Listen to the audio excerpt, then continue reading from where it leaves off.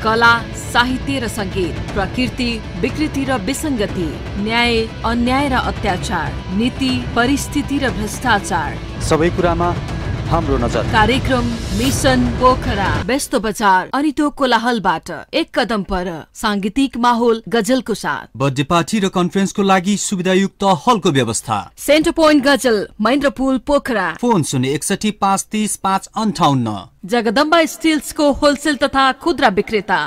Rod, cement, जस्ता, पेन्स, sanitary items र सम्पूर्ण हार्डवेयरका सामग्रीका लागि AB suppliers, Baglung bus park, Pokhara. Phone 061 538 914। सबैको फेभरेट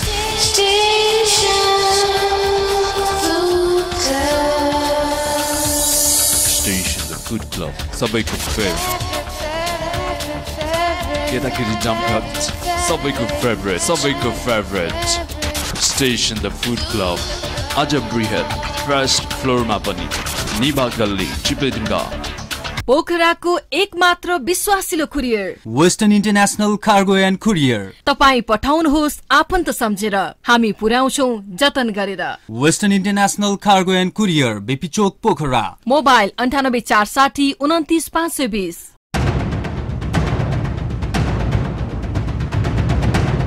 दर्शक नमस्ते, मिशन पोखरा हो यो र म हुँ उत्तम। आजको कार्यक्रममा पनि हामी विशेषतः पोखरा र सेरोफेरोलाई जोड्ने प्रयास गरिरहेका छौँ। आजको कार्यक्रममा हामी पोखराको पछिल्लो जल्लो बल्लो समस्या होर्डिङ बोर्डलाई लिएर उपस्थित भएका छौँ।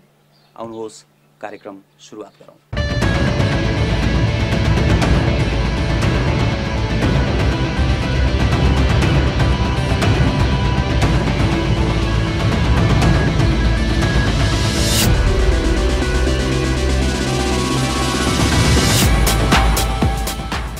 दर्शक, पोखरा उद्योग वाणिज्य सङ्घ र त्यसै गरी पोखरा उपमहानगरपालिका बीच एउटा सम्झौता भएको छ, जुन सम्झौता हो होर्डिङ बोर्डलाई लिएर।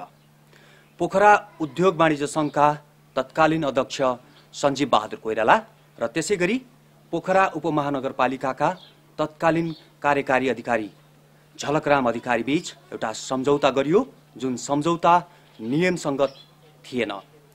कुनै पनि प्रकारको सूचना नै ननिकालिकन दुई संस्था बीच सम्बन्ध गाँसियो एउटा सम्झौतालाई लिएर।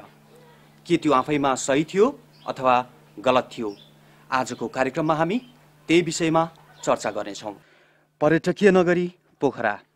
आज पोखरामा लाखौँ मान्छेहरू लालायत हुन्छन् प्रस्थान गर्नको लागि, हिमाल हेर्नका लागि भनेर विश्वबाट नै लाखौँको सङ्ख्यामा पर्यटकहरू भित्रिने गर्छन् पोखरामा। तर आज पोखराबाट हिमाल देखिन छोडिसकेको छ भन्दा पनि अत्युक्ति नहोला, किनभने होर्डिङ बोर्डले राखिएको हुन्छ पोखराबाट देखिने हिमाललाई। पछिल्लो समयमा पोखरा उद्योग वाणिज्य सङ्घ र पोखरा उपमहानगरपालिका बीच एक सम्झौता भयो, जुन सम्झौता 20 लाख रुपियाँबाट कायम भयो। उसो त 50औं लाख जम्मा हुने होर्डिङ बोर्डबाट मात्र 20 लाख रुपियाँमा सम्झौता गरियो, त्यो पनि बिना कुनै सूचना। पोखरा उपमहानगरपालिकाले कुनै पनि काम गर्दा, टेन्डर आह्वान गर्दा सूचना प्रकाशित गर्नुपर्छ। तर आज कुनै पनि टेन्डर आह्वान नगरिकन सोझो हिसाबले दिइयो पोखरा उद्योग वाणिज्य सङ्घलाई। भन्नेहरू भन्ने गर्छन् पोखरा उद्योग वाणिज्य सङ्घका अध्यक्ष, तत्कालीन अध्यक्ष र त्यसै गरी पोखरा उपमहानगरपालिकाका तत्कालीन कार्यकारी अधिकारी बीच सम्झौता हुनु पछाडि कुनै एउटा अनियमितता अडेको छ, किनकि बिना सूचना कुनै पनि संस्थालाई जिम्मेवारी दिनु लाखौँ रुपियाँको चलखेल हुन सक्ने आशंका उब्जिएको छ पोखरावासीमा। होर्डिङ बोर्डसँग सम्बन्धित रहेर काम गर्ने संस्थाहरू पनि धेरै नै छन् पोखरामा, तर उनीहरूलाई चाइ चुइ नै नदिकन आकृति एडभर्टाइजिङको नाममा फेरि पोखरा उद्योग वाणिज्य सङ्घले हस्ताक्षर गर्यो र सम्झौता गर्यो। साबिकै रकममा 20 लाख रुपियाँमा टेन्डर आह्वान गरियो, तर त्यसको आम्दानी 50,000 लाखसम्म पुग्ने अनुमान गर्न सकिन्छ। दर्शक, स्थानीयवासी चिन्तित छन् होर्डिङ बोर्डको विषयलाई लिएर, किनकि कुनै पनि सूचना प्रकाशित नगरिकन एउटा संस्थाले अर्को संस्थालाई जिम्मेवार दिइरहेको छ। नेपाल सरकारले कुनै पनि प्रक्रियामा जाँदा सूचना निकाल्नुपर्छ, सार्वजनिक सूचना, तर त्यो ननिकालिकन पोखरा उपमहानगरपालिकाले सोझो हिसाबले पोखरा उद्योग वाणिज्य सङ्घका अध्यक्षलाई जिम्मा दियो यो सबै कामको। जवाबदेहिता खोजिरहेका छन् पोखरावासीहरू यति बेला। यसै विषयलाई लिएर पोखरा उपमहानगरपालिकाका पदाधिकारी के भन्छन्? पोखरा उद्योग वाणिज्य सङ्घका पूर्व अध्यक्ष सञ्जीव बहादुर कोइरालाज्यू र तत्कालीन पोखरा उपमहानगरपालिका कार्यालयका कार्यकारी प्रमुख झलराम अधिकारीको बिचमा यो व्यवस्थापन होर्डिङ बोर्डलाई व्यवस्थापन गर्ने भन्ने कुराको चाहिँ सम्झौता भएको छ, मात्र 3 वर्षको लागि। अब यो जहाँसम्म सूचनाको कुरा यहाँहरूले गर्नुभयो, त्यो सूचना भएको होइन, मात्रै सम्झौता गरेर दुई पक्षको बिचमा सम्झौता भएर दिएका कुराहरू हुन्। भोलि कुनै पनि मान्छे अथवा पब्लिक होइन न्यायालय गयो भने यसको परिणाम के निस्केला? अब यो न्यायालयमा के हुन्छ भन्ने कुरा त अब न्यायालयले जान्ने चिज हो। न्यायालयमा के हुन्छ भन्ने कुरा हामी त्यति अब हाइपोथेसिस कुरा नगरौँ। अब सम्मानित चाहिँ हाम्रो नगरवासीहरू सम्मानित अदालत जानुभयो भने अदालतबाटै, न्यायिक अदालतबाटै त्यस्ता किसिमका चाहिँ निर्णय चाहिँ हुन्छन्, त्यो त पछिको विषय हो। अहिले हामी यही हुन्छ भनेर भन्न सक्ने स्थितिमा चाहिँ हामी छैनौँ। अहिले के दिएको छ भने 3 वर्षको लागि हामीले 20 लाखमा, नगरपालिकाले चाहिँ 20 लाखमा पोखरा उद्योग वाणिज्य सङ्घसँग सम्झौता गरेको छ। 20 लाख रुपियाँ उठ्यो भने नगरपालिकाले उद्योग वाणिज्य सङ्घलाई 10% चाहिँ उठाए बापत 10% शुल्क दिने भन्ने त्यो सम्झौतामा चाहिँ उल्लेख गरिएको छ। अब नगरपालिकालाई करिब 18 लाख रुपियाँ चाहिँ आउँछ। अब राजधानी र पोखराको तुलना गर्दा राजधानी साह्रै नै चाहिँ कन्जस्टेड भइसक्यो। पोखरामा पनि ती कुराहरू महसुस नभएका होइनन्।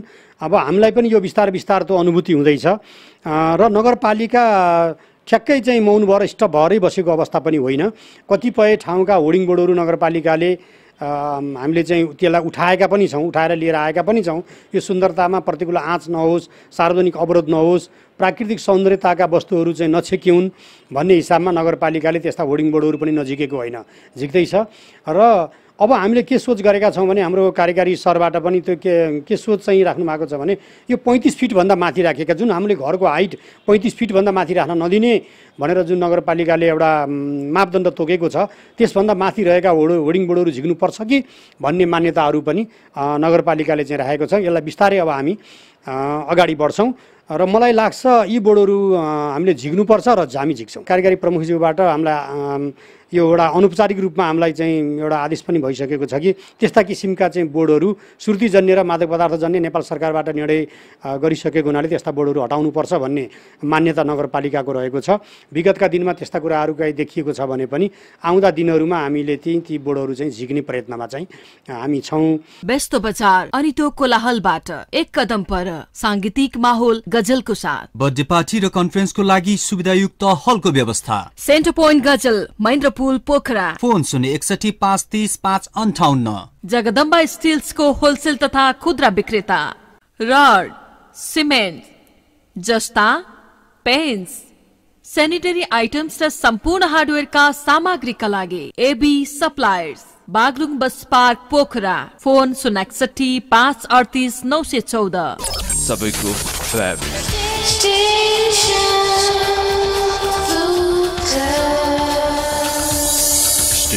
फुड क्लब, सबैको फेभरेट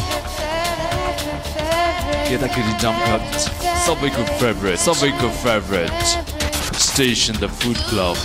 आज बृहत फर्स्ट फ्लोरमा पनि निभा गल्ली, चिप्लेजुङ्गा। पोखराको एकमात्र विश्वासिलो courier western international cargo and courier. तपाईँ पठाउनुहोस् आफन्त सम्झेर, हामी पुर्याउँछौँ जतन गरेर। Western international cargo and courier, BP Chowk, Pokhara. Mobile 98 460 29 520। उसो त पोखरा उपमहानगरपालिकाका सबै पदाधिकारीहरूलाई थाहा छ त्यहाँ थिम त्रुटि भएकै हो, तर कसैले पनि आवाज बुलन्द गर्न सकिरहेको छैन। सबैजना चेन अफ कमान्डमा बाँधिएका छन्। सरसर्ती हेर्ने हो भने पोखराको समग्र विकासका लागि पोखरा उपमहानगरपालिकाले गैर जिम्मेवारीपूर्ण कार्यक्रम गर्दैछ भने यसको जवाफदेहिता कसले दिने? कि जनता उल्लिनु पर्यो, होइन भने सम्बन्धित निकायले चासो देखाउनु पर्यो? यसै विषयमा पोखरा उद्योग वाणिज्य सङ्घका पदाधिकारी के भन्छन्? वास्तवमा भने पोखरा एउटा प्राकृतिक रूपमा सौन्दर्यले भरिएको एउटा सहर भएको हुनाले म के भन्न चाहन्छु, पोखरामा भएका जति पनि होर्डिङ बोर्डहरू छन्, घरका छतहरूमा भएका र अव्यवस्थित भएका होर्डिङ बोर्डहरूलाई व्यवस्थापन गर्नु जरुरी छ। किनभने हामीले पोखराको सौन्दर्यलाई बचाइराख्नुपर्छ र भोलिका ती व्यक्तिहरूले जसले भोलिका पोखरा सौन्दर्य भएको पोखरा देख्न चाहन्छन् त्यो देखाउनको लागि हामीले आजैदेखि त्यसको चाहिँ अभियानको रूपमा यो होर्डिङ बोर्ड व्यवस्थापन अभियानको रूपमा हामीले अगाडि बढ्न जरुरी म ठान्दछु। पोखरामा होर्डिङ बोर्ड जरुरी छ, तर चाहिँ हामीले त्यसको व्यवस्थापन गर्नु जरुरी छ। पहिलो कुरो के आउँछ भने स्थानीय निकायहरूसँग चाहिँ पोखरा उपमहानगरपालिका छ, हाम्रो चाहिँ उपत्यका नगर विकास समिति छ, पोखरा उद्योग वाणिज्य सङ्घ छ। यस्ता सङ्घ संस्थाहरूसँग मिलेर पोखरामा रहेका समग्र पोखरामा रहेका होर्डिङ बोर्डहरूलाई हामीले व्यवस्थापन गर्न जरुरी छ। कुन होर्डिङ बोर्डलाई कहाँ राख्ने, कस्ता होर्डिङ बोर्डको साइज कुन दिने भनेर त्यसको साइजदेखि लिएर ठाउँको पनि वर्गीकरण गरेर पोखरामा भएका सम्पूर्ण जुन चाहिँ होर्डिङ बोर्डहरू छ त्यसलाई व्यवस्थापन गर्नु जरुरी छ र पोखराको सौन्दर्यलाई छेक्ने गरेर त्यसलाई दृश्यलाई एउटा रोक्ने गरेर होर्डिङ बोर्डहरूको चाहिँ राख्ने चाहिँ मेरो विचारमा यसलाई बन्द गरिनुपर्छ र चाहिँ होर्डिङ बोर्डहरू राख्ने क्रममा त्यसलाई व्यवस्थापन गर्न चाहिँ जरुरी छ। के पोखरा उद्योग वाणिज्य सङ्घ ठेकेदार कम्पनी हो? वास्तवमा भने पोखरा उद्योग वाणिज्य सङ्घ एउटा ठेकेदार कम्पनी, एउटा व्यावसायिक हक हितको सुरक्षाको लागि स्थापित भएको चाहिँ नि एउटा संस्था हो, जसले व्यवसायहरूको प्रवर्धनको लागि व्यवसाय हक हितको लागि काम गर्ने संस्था हो। तथापि अहिले पछिल्लो चरणमा स्थानीय निकायहरूमा चाहिँ तपाईँको चाहिँ नागरिकका चाहिँ प्रतिनिधिहरू नभएको अवस्थामा पोखरा उद्योग वाणिज्य सङ्घ सामाजिक क्षेत्रको पनि भूमिका खेलेको मैले महसुस गरेको छु र पोखरा उपमहानगरपालिका र पोखरा उद्योग वाणिज्य सङ्घ जुन किसिमको तत्कालीन रूपमा झलकराम अधिकारी त्यहाँको चाहिँ एउटा अध्यक्ष अथवा चाहिँ एउटा चाहिँ नगर पिताको रूपमा हुनुहुन्थ्यो र पोखरा उद्योग वाणिज्य सङ्घका त्यहाँ अध्यक्ष हाम्रो सञ्जीव बहादुर कोइरालाको समयमा जुन हस्ताक्षर भयो त्यो एउटा ठेकदारी प्रथा चाहिँ होइन, एउटा पार्टनरसिपको रूपमा चाहिँ निजी क्षेत्रसँग गरिएको पार्टनरसिपको रूपमा मैले यसलाई लिएको छु र त्यसलाई अलिकति समेटेर चाहिँ सम्पूर्ण चाहिँ सङ्घ संस्थाहरू र चाहिँ समाजमा रहेका ती व्यक्तिहरू जो प्रबुद्ध वर्गहरू छन् ती वर्गहरूलाई समेटेर उनीहरूको विचारहरूलाई पनि लिएर यसलाई अगाडि बढाइदिएको खण्डमा चाहिँ अति राम्रो हुने थियो, मलाई त्यो लाग्दछ। हामीले चाहिँ टेन्डरमा गयौँ भने त्यसमा दादागिरीका कुरा गुन्डागर्दीका कुराहरू आउलान् भनेर पनि पोखरा उपमहानगरपालिकाले एउटा चाहिँ निजी क्षेत्रको चाहिँ जेठो संस्था पोखरा उद्योग वाणिज्यसँग सहकार्य गरेर अगाडि बढ्दाखेरि त्यस्ता चाहिँ लान्छनाहरू आउँदैनन् भनेका कारणले गर्दा पनि त्यो भएको जस्तो चाहिँ मलाई महसुस हुन्छ र पोखरा उद्योग वाणिज्य सङ्घले गरेको कुराहरूमा एकदम ट्रान्सपरेन्सी पारदर्शिताको रूपमा अगाडि हुन सक्छ भन्ने हिसाब किताबले पनि त्यो गरिएको जस्तो लाग्दछ मलाई। तर समग्र पोखरामा हामीले विज्ञापन कर बापतको उठाउने होर्डिङ बोर्ड र विज्ञापन करहरू बापत उठाउने पैसा चाहिँ तपाईँको धेरै उठ्न सक्ने सम्भावना मैले मेरो तर्फबाट देखेको छु, किनभने करोडौँ रुपियाँ त्यसबाट उठ्न सक्ने सम्भावना छ। त्यसलाई व्यवस्थापन गर्न पर्यो, त्यसको चुहावट भएको हुनसक्छ, कसैले नतिरेका हुन सक्छन् भने त्यसलाई व्यवस्थापन गरेर अगाडि बढाउन सकियो भने तपाईँको चाहिँ अवश्य पनि 20 होइन करोडौँ रुपियाँ चाहिँ राजस्व चाहिँ नेपाल सरकारको चाहिँ स्थानीय निकायले राजस्व उठाउन सक्छ जस्तो मलाई लाग्छ। पोखरा उपमहानगरपालिकाले एउटा सीमित 20 लाख भनेको तपाईँको वार्षिक रूपमा त्यसको चाहिँ 20% एउटा चाहिँ पोखरा उद्योग वाणिज्य सङ्घले त्यस 20 लाखबाट मात्रै 20% पाउने, 20 भनेको तपाईँ 4 लाख अनि त्यसपछि चाहिँ अर्को वर्ष 25%, त्यसरी चाहिँ प्रतिशतको आधारमा 20 लाखकै प्रतिशतको आधारमा पाउनेछ पोखरा उद्योग वाणिज्य सङ्घले। त्योभन्दा माथि उठेका रकमहरू चाहिँ तपाईँको जुन ठेकदार फेरि थर्ड पर्सनलाई चाहिँ दिएको छ मनोज चौहानजीलाई, अहिलेसम्म मैले सुनेको छु मनोज चौहानजीसँग पनि एग्रिमेन्ट भइसकेको अवस्था छ, यो सञ्जीव बहादुर कोइरालाकै कार्यकालमा भएको हो। त्यस कारणले गर्दा त्यो पैसाहरू जो ठेकदार छ ठेकदारले लिने गर्दछ र पोखरा उद्योग वाणिज्य सङ्घको लागि जम्मा त्यही 6-8 लाख 10 लाख रुपियाँ नै बच्ने हो। त्यसको मोनोपोली भएन र यो जस्तो सूचना नै प्रकाशित नगरिकन उद्योग वाणिज्य सङ्घ र त्यसै गरी चाहिँ उपमहानगरपालिकाका कार्यकारी र अध्यक्ष मिलेर होइन त्यो काम गर्नुलाई चाहिँ तपाईँ मोनोपोली भन्नु हुँदैन। भोलि सर्वसाधारणले पनि त्यसमा चासो खाँचो राख्न सक्छन् अथवा काम गर्न खोजे भने अथवा भनौँ न त्योमा दिग्गज मान्छेहरूले चाहिँ दिग्गज सङ्घ संस्थाहरूले काम गर्न खोजे भने उनीहरूले त पाएनन् नि फेरि, होइन? वास्तवमै भन्ने हो भने विगतका वर्षहरूमा गरेका सहमति कसरी भयो भन्ने कुरामा म अनभिज्ञता छु, किनभने त्यो सूचना निकालेन अथवा कसरी गर्यो भन्ने कुरामा चाहिँ म अनभिज्ञता छु। कारण के भने त्यस बेलामा म पोखरा उद्योग वाणिज्य सङ्घको एउटा भाइटल पोस्टमा थिँदा पनि थिइनँ, रहेको पनि थिइनँ र चाहिँ पोखरा उपमहानगरपालिकामा म राजस्व परामर्श समितिमा भएर त्यस किसिमको मिटिङमा छलफल पनि भएको थिएन। म त्यसमा अनभिज्ञता छु। तथापि म के भन्न चाहन्छु भने पोखरा उद्योग वाणिज्य सङ्घ अथवा पोखरा उपमहानगरपालिकाले जुन किसिमको एग्रिमेन्ट गर्यो त्यो पोखरा उपमहानगरपालिकाले उद्योग वाणिज्य सङ्घलाई दिएको उद्योग वाणिज्य सङ्घले गर्नु पर्थ्यो। विगतकै वर्षहरूमा त्यो चाहिँ गलत परिपाटीहरू बसेको हुनाले त्यो मनोज चौहानजीले 2 वर्ष 3 वर्षको लागि चाहिँ एग्रिमेन्ट गरेको अवस्था र त्यो एग्रिमेन्ट हामी तोड्न पनि सक्छौँ। किनभने पोखरा उपमहानगरपालिकाले जुन आफूले चाहे अनुसारको क्रियाकलापहरू चाहे अनुसारको चाहिँ तपाईँको होर्डिङ बोर्ड व्यवस्थापनको कार्यक्रम चाहिँ अगाडि ल्याउन मनोज चौहानजीले ल्याउन सकिन्छ। त्यसलाई कार्यक्रमलाई तोडेर अर्को ठेकदारलाई पनि दिन सकिन्छ र पोखरा उद्योग वाणिज्य सङ्घ आफैले पनि काम गर्न सक्ने अवस्था रहन्छ। सञ्जीव बहादुर कोइरालाको कार्यकालमा जुन एउटा हस्ताक्षर भयो होइन, यो हस्ताक्षर तपाईँले अन्तर्आत्माबाट भन्नुपर्दा के यो सही थियो अथवा थिएन र त्यसले भोलि पार्ने प्रभावका बारेमा बताइदिनुहोस् न। वास्तवमै भन्ने हो भने हामीले के देख्नुपर्छ भने एउटा कुरो, पहिलो कुरो जुनसुकै कार्यहरू गर्दा पनि पारदर्शिता अपनाउनुपर्छ। पब्लिकमा जानु पर्यो, त्यो कुरा सूचनामा जानु पर्यो, पब्लिकले इन्ट्रेस्ट लिनु पर्यो, म त्यो भन्छु। किनभने त्यसको विषयमा छलफल नै भएको छैन। जबकि राजस्व परामर्श समितिहरू छन्, पोखरा उपमहानगरपालिकामा बोर्ड छ, राजस्व परामर्श समितिसँग परामर्श लिएर विभिन्न स्थानीय निकायहरूसँग परामर्श लिइसकेपछि मात्रै त्यो सूचना निकाल्नुपर्ने थियो। त्यो सूचना निकालिएन। अहिले तपाईँले त्यही तपाईँको मुखैबाट मैले सुन्न पाएँ, सूचना निकालिएको थिएन भन्ने सुन्न पाएँ। तथापि त्यो सूचना निकाल्नु पर्थ्यो र पारदर्शिताको लागि हामीले अभ्यास गर्नु पर्दै थियो। त्यो पारदर्शिताको त कमी चाहिँ मैले देखेको चाहिँ महसुस भएको छ। भोलिका दिनमा के यही कुराले गर्दा पोखरा उद्योग वाणिज्य सङ्घको अहिलेको हुन्छ नि जुन होइन कार्यकाललाई चाहिँ अथवा जो पदाधिकारी हुनुहुन्छ होइन, तपाईँहरूको चाहिँ एउटा टिम छ, यो टिमलाई चाहिँ असर गर्छ जस्तो लाग्दैन?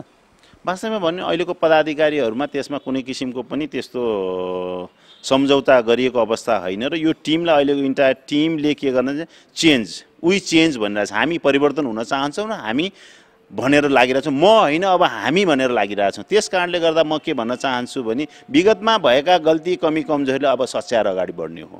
त्यसमा भइसकेका कुराहरूलाई हामीले केही गर्न पनि सक्दैनौँ। अब आउने दिनहरूमा हामीले सच्याएर अगाडि बढ्नुपर्छ र अहिले म होइन हामी भनेर एउटा संस्थागत विकासको लागि र समग्र पोखराको विकासको लागि पोखरा उद्योग वाणिज्य सङ्घ लागि परेको छ।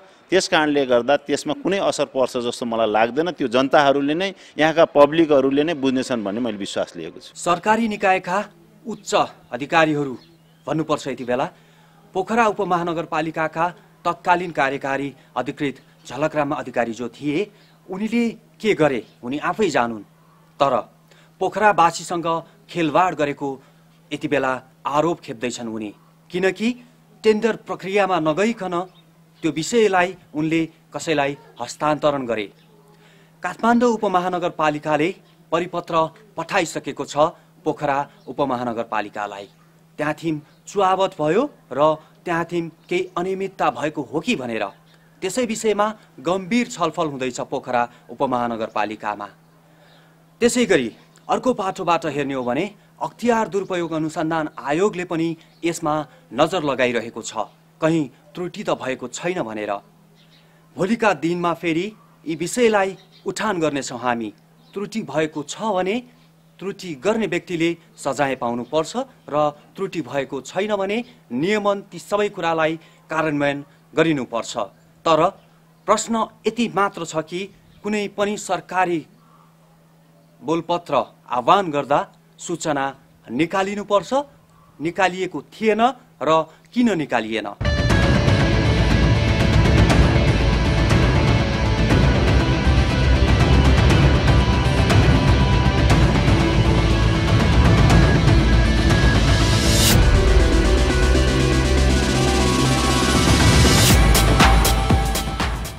पोखरा उद्योग वाणिज्य सङ्घले आफूले पाएको काम अथवा टेन्डर विराटनगरको एउटा कम्पनीलाई दिएको छ, आकृति एडभर्टाइजिङ।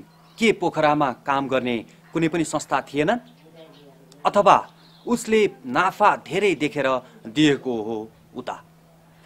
सरसर्ती हेर्ने हो भने पोखरा उपमहानगरपालिकासँग जुन सम्झौता गरिएको छ त्यो सम्झौतामा पोखरा उद्योग वाणिज्य सङ्घलाई 10% आम्दानी हुने गर्छ। 20 लाख रुपियाँमा 2 लाख रुपियाँ प्रति वर्ष उसले आम्दानी गर्ने गर्छ। त्यसै गरी आकृति एडभर्टाइजिङबाट पनि उसले 20% लिने गर्छ। सरसर्ती हेर्ने हो भने बीचमा बसेर एजेन्टको काम गरेर पोखरा उपमहानगरपालिकाले 30% खाइरहेको छ। के यो सही हो? उसो त पोखरा उद्योग वाणिज्य सङ्घका पदाधिकारीहरू भन्दै आइरहेका छन् गुण्डागर्दी र अनियमितता हुन्छ भन्ने कुरा।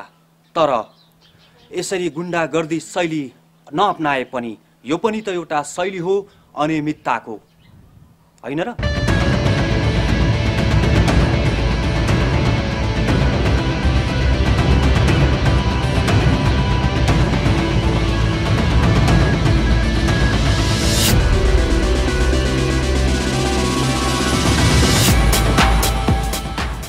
एकातिर होर्डिङको चपेटामा अडिएको छ पोखरा, फेरि अर्कोतर्फ हेर्ने हो भने तिनै होर्डिङमा मदिरा र सुर्तीजन्य पदार्थका विज्ञापन राखिएका छन्। अनुगमन कसले गरिरहेको छ त?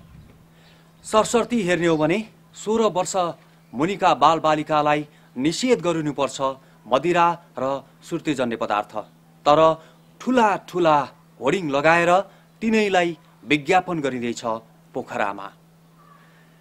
एकातिर होर्डिङ बोर्ड, अर्कोतर्फ मदिरा र सुर्तीजन्य पदार्थको विज्ञापन होर्डिङ बोर्ड मार्फत, र त्यसै गरी सरसर्ती हेर्ने हो भने टुरिज्म अर्थात् पर्यटकीय नगरी पोखरामा कुनै पनि म्यापको होर्डिङ बोर्ड राखिएको छैन।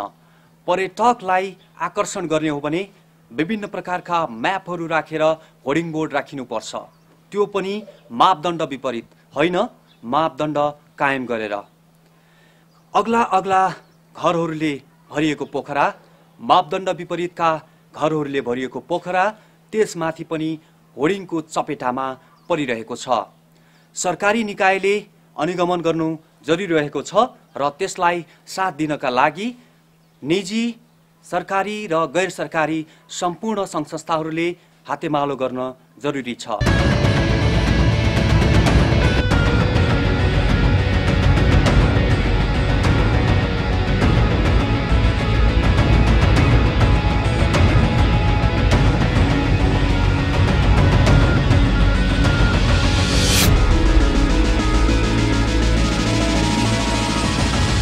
कला, साहित्य र सङ्गीत, प्रकृति, विकृति र विसङ्गति, न्याय, अन्याय र अत्याचार, नीति, परिस्थिति र भ्रष्टाचार, सबै कुरामा हाम्रो नजर। कार्यक्रम मिसन पोखरा, व्यस्त बजार अनि त्यो कोलाहलबाट एक कदम पर, सांगीतिक माहौल गजलको साथ, बर्थडे पार्टी र कन्फरेन्सको लागि सुविधायुक्त हलको व्यवस्था। Centre point Gazal, Mahendrapul Pokhara. Phone 061 530 558। Jagadamba स्टिल्सको होलसेल तथा खुद्रा विक्रेता।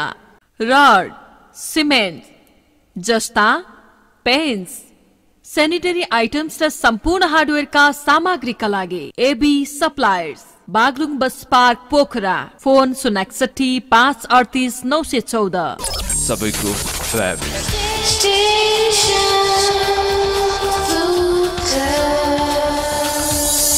स्टेशन द फुड क्लब, सबैको फेभरेट केटाकेटी जमघट, सबैको फेभरेट, सबैको favourite station the food club. आज बृहत फर्स्ट फ्लोरमा पनि निभा गल्ली चिप्लेजुङ्गा। पोखराको एक मात्र विश्वासिलो courier western international cargo and courier. तपाई पठाउनुहोस् आफन्त सम्झेर, हामी पुर्याउँछौं जतन गरेर। Western international cargo and courier, BP Chowk Pokhara. Mobile 98 460 29 520। दर्शक, आजको कार्यक्रमको अन्त्यतर्फ आइसकेका छौं र आजको विषयमा हामीले पोखराको समग्र होर्डिङ बोर्डलाई लिएर कुराकानी गर्यौं र हाम्रो आशा यति मात्र छ कि पोखरावासीले हिमाल हेर्न पाउन् र त्यसैगरी बालबालिकाले सुर्तीजन्य र त्यसैगरी मदिराजन्य पदार्थहरूको विज्ञापन हेर्नसम्म पनि नपाउन् र स्वच्छ पोखरा बन्न सकोस्। मापदण्ड विपरीतका होर्डिङ बोर्डलाई हटाइयोस् र मापदण्ड विपरीतका सम्पूर्ण क्रियाकलापहरूलाई निस्तेज पार्ने काम सरकारले गरोस्, ताकि पोखराका स्थानीय प्रशासनले गर्न सक्दैनन् भन्ने कुरा सबै उदाहरण हामीले प्रस्तुत गरिसकेका छौं। आजको कार्यक्रमबाट क्यामेरा पर्सन विराज पिपीको साथमा उत्तम पनि बिदा चाहन्छु। नमस्ते।